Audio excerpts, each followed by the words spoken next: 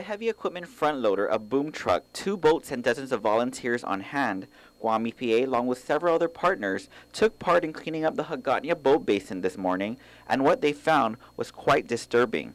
From carpets to barbecue grills to over 100 tires, Guam EPA Public Information Officer Tammy Jo Anderson Taft says these marine debris has detrimental effects to the channel. One thing people need to remember is that none of these items belong in the water. Tires and metals and those things don't go away, and they don't biodegrade. They'll be there forever.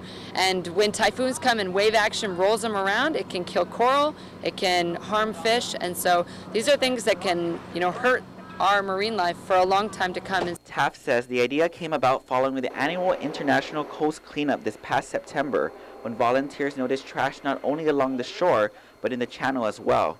The project ultimately turned into a bigger affair. And so it's all of our responsibility to take care of it.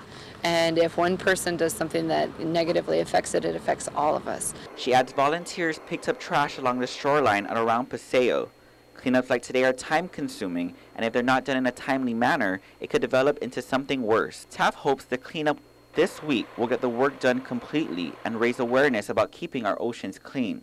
And hopefully, the more that we can keep these things out of the water, the less cleanups we have. So ideally, we're going for the day when we never have to have another cleanup.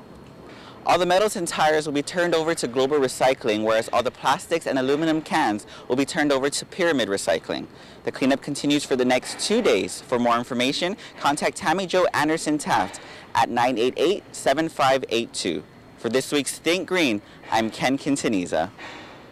Think Green is presented by